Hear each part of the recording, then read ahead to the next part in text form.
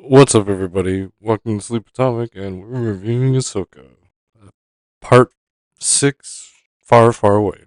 And as everything's getting to the most suspenseful moment for the little contract of expectations it's treated us to, my thought is, what lightsaber is Ezra gonna have? They kind of like tease you with this image that's barely discernible, and kind of has me like it's like someone's boyfriend or girlfriend, like I'm gonna meet in person. But now that I say that, I probably shouldn't be so interested in what his lightsaber looks like. But I'll leave that up there while I move on to other things. I'll start with just the landscape, which is giving off that isolation vibe, along with what everyone's wearing. Really kind of gives the old world, like, not really archaic but super isolated, I'll say again. Isolated in a way that you know it's gonna be very very long time before you see anyone different or anyone you recognize.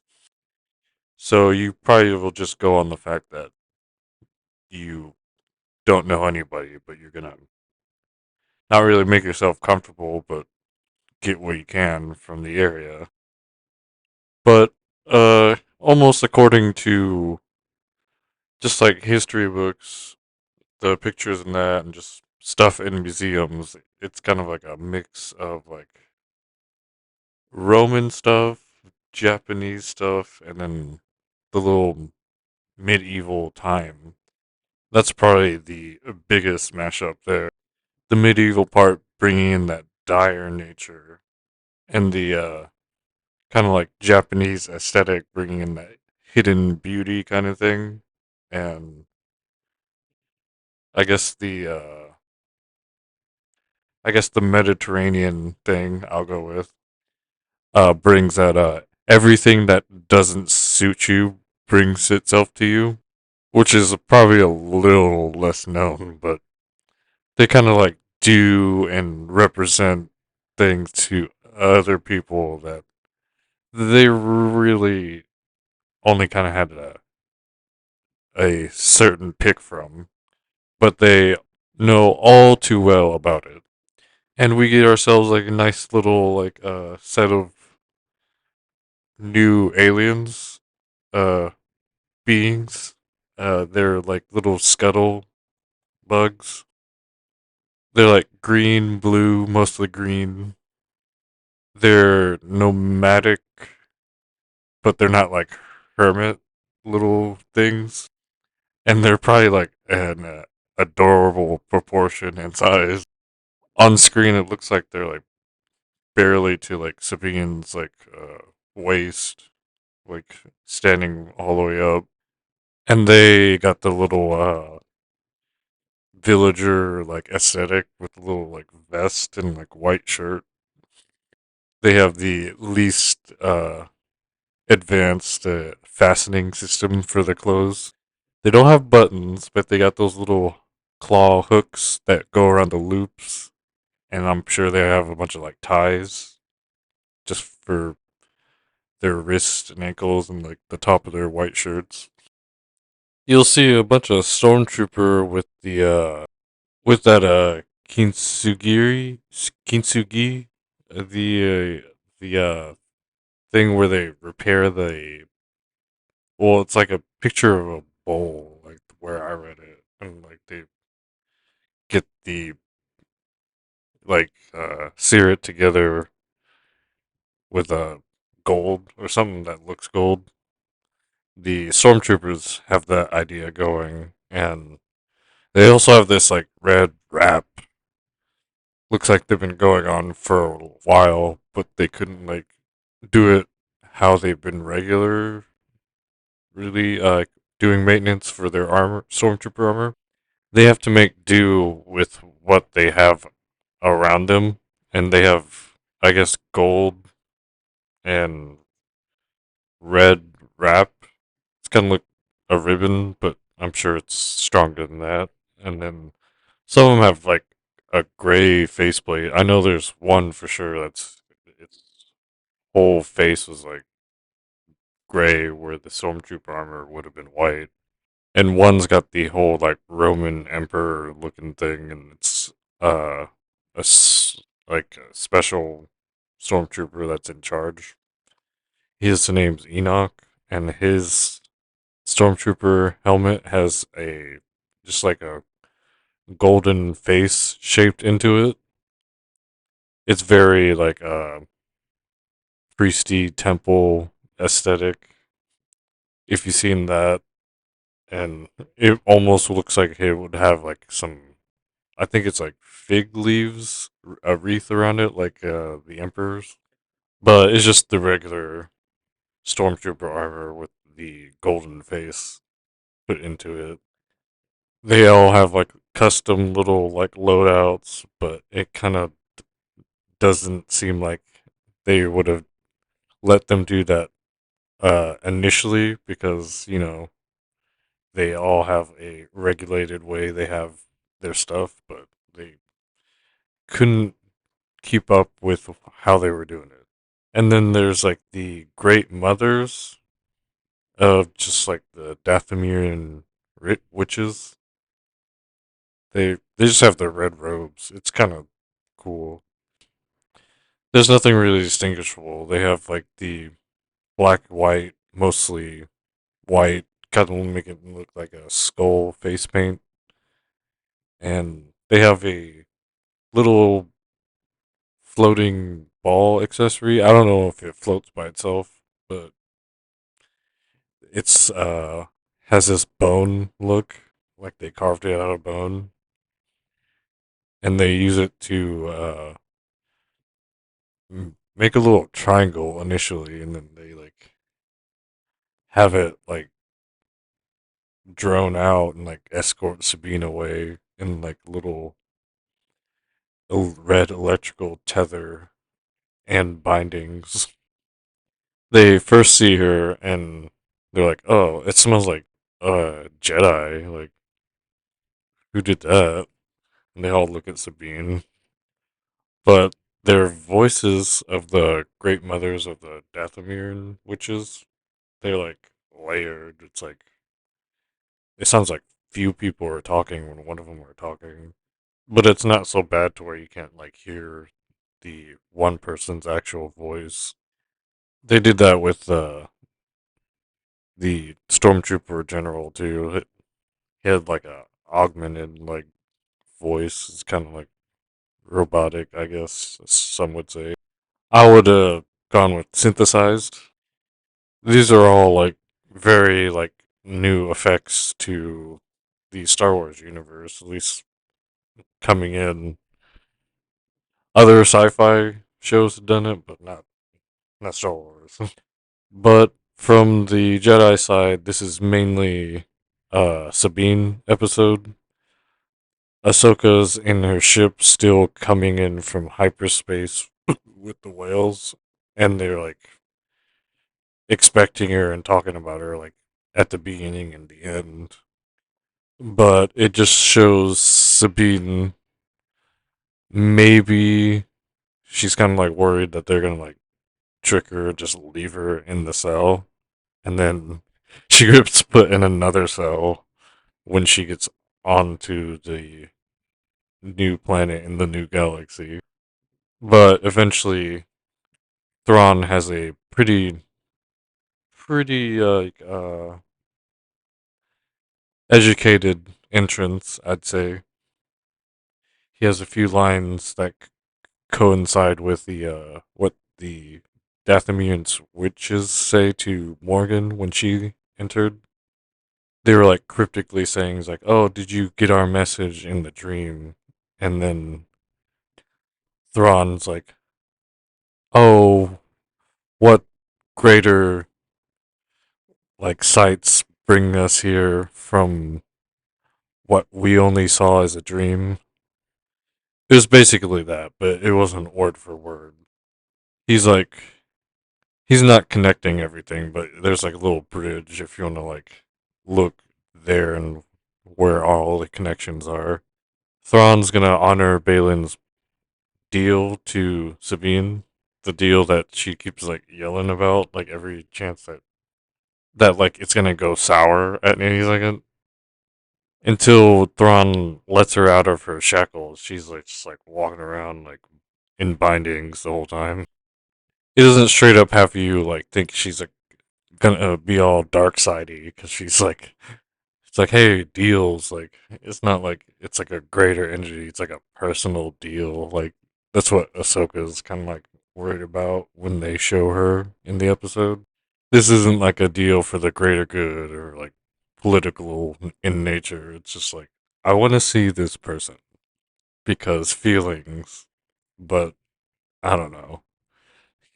Hu Yang and her are talking, and she tells her or tells Hu Yang that Sabine wasn't really doing it for a great reason, and she could have prevented this, like them finding Thrawn. But Hu Yang's like, the Force provides insight, but not anything what to do and for reasons or what reasons.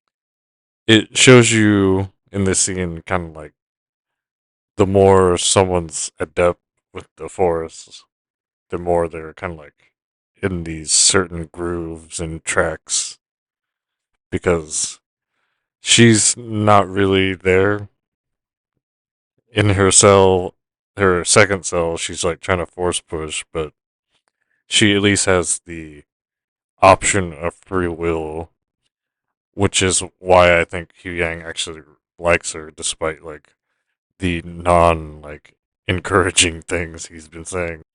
It really makes him like alive in a way like things are with flesh and blood, feeling pain and stuff and all that. For a half second, he's like so in this like groove that no one else is in the episode. It just makes me think he was like a person before he was a droid.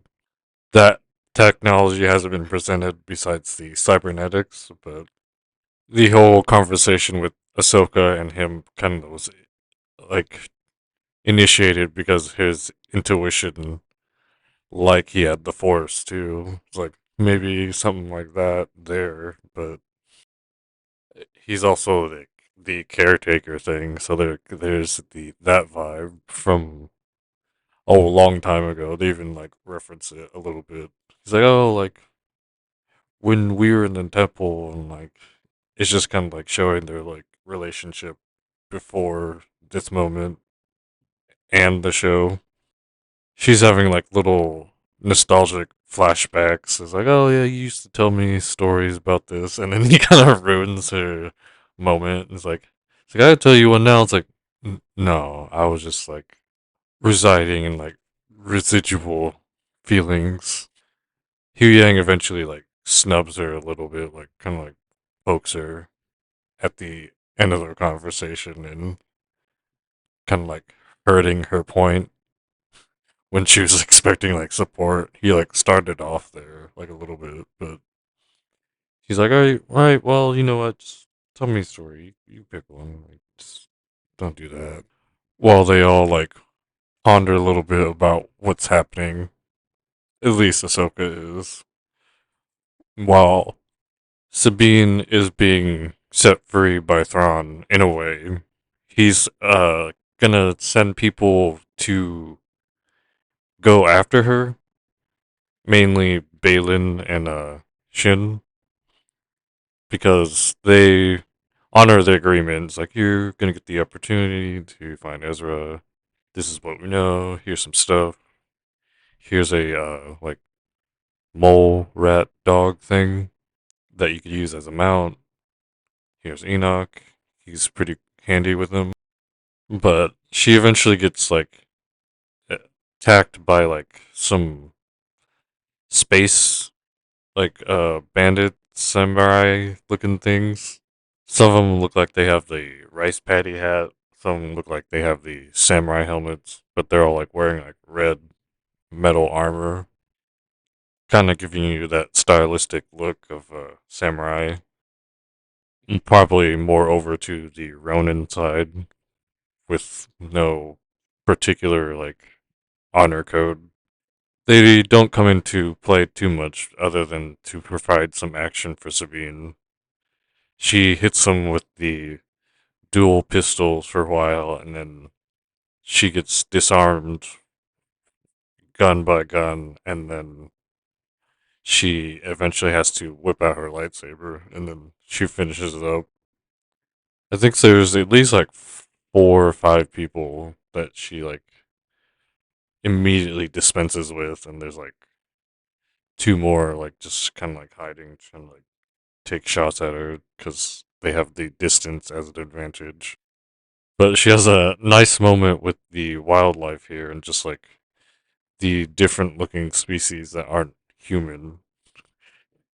She has a uh very like honest moment with the mount that she has. That's like a giant wolf kind of thing.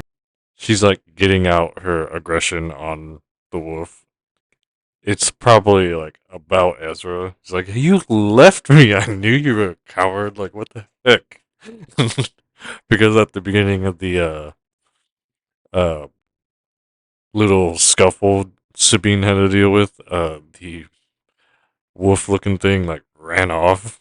Like it like just didn't even give it a second thought, just ran. But it's probably about Ezra. She's like kind of like scolding it for a while. It's like, no, get away from me. Like, go the other way. You go that way. Like, and like the camera's like set on like some field, and like she's like walking out of view. Then the wolf kind of like comes skulking in, like remorsefully coming back to her after it had done what she had wanted. But it's like, there's no one out here. Like, I'm sorry. Like he like starts picking up on the scent. It's like, oh, there's something. Like, come on. Like, it's like, all right, cool. And she's like talking to it, but the whole time you could kind of like project or transfer everything she's saying to what Ezra would have been doing or had done before the his moments here. Like, what is it? Like, you smell something? He's like obviously on the trail or something. And then later she's like, "What? You just thirsty? Like, come on! Like, what is this?" And then she finds the little scuttlebug, uh, hermit little crab people. At first, it looks like it's just a rock, but like that little thing on its back, it's not like a like shell or anything, but it's a rock that looks like they carved into. And like it's the wolf's like sniffing at the rock. It's like that's just a rock, and then like the rock starts moving, and it's like they're kind of like skittish and kind of not being able to protect themselves, being probably like 3 feet high. But it notices the rebel little signet on Sabine's like shoulder. He's like, "Hey, I got a little wooden carving." He's like, "Oh, you know where Ezra is?" Like, and was like triumphantly like, "Yeah, see, like that I knew that was gonna help." Like, and then like then the little uh shelled person uh goes to find more like little shelled villagers just like a few meters away, kind of putting hurt on the purpose of why the wolf had brought it or brought Sabine there. He thought he took in everything he could, but then like there's like more just like kind of like in the immediate area that he didn't notice. I really liked that part. It's like had me really engaged for a while. Like I obviously talked about it for a while. I probably could get into what that says about me, or maybe I don't know really. But the parts with the non-human things on the screen are pretty fun. Because I'll probably just blow past this next part. Like the next part is just obviously the little scuttle guys. I don't want to call them crabs for some reason, but the little hermit crab guys lead Sabine the wolf to their little village. They have like little like bean shaped houses, probably as tall as Sabine, so it's but they're at least long enough to like where it probably wouldn't be so bad if she like was inside it and laid down. It's pretty comfortable. There's more of the crab people. There's like a little baby one. It doesn't have a shell, but it's like even more adorable. Like it's only adorable. Like it's not even like cute. There's these big eyes. You gotta see it. But eventually, Ezra's like, "Oh, I knew I could count on you." I thought it was a little rude that he didn't just immediately run up to her, but he's just trying to have like a moment. I guess he was settled in pretty well. He wasn't like in a hurry. They're just like kind of staring at each other. Sabine's like probably astounded, but it's kind of a moment where you can like project on to her like whatever she might be feeling. But they eventually hug, and Ezra kind of like yanks on her chain a little bit. It's like, oh, I can't wait to go home because like Sabine doesn't want to tell him about how she got there. So Ezra's like just a little too chipper for the news to come. Just like, oh, I'm gonna have to hurt him with the news soon. But as the audience members, hey, no, Sabine, you got it. Like Ahsoka's coming with the space whales that Thrawn wants everyone to shoot down. It's like, oh, right. And that's pretty much the episode. Like, although now I want to talk about the little space whale graveyard. That's like the only like kind of Disney-y thing. Reminds me of the where the hyenas hung out in Lion King. But if you're not uh good with cliffhangers, you should probably have waited for the seventh episode too, because this one kind of seems like it would go with the next one. There seems to be a lot of like buzz happening, and just for it to stop right there is kind of like a little hurtful for your like suspense. But it's hurtful in a good way. Like you'll be skipping about something a little extra this week, or until your snacks are refilled. I'm not sure how everyone's watching it. For a second, I was about to think I was alright with just the first 5 episodes and was just gonna stop watching it for a while. At least until all the episodes were out. But I'm glad I stayed on and kept watching. It's not like I was disappointed. I was just like satisfied with what already was like there.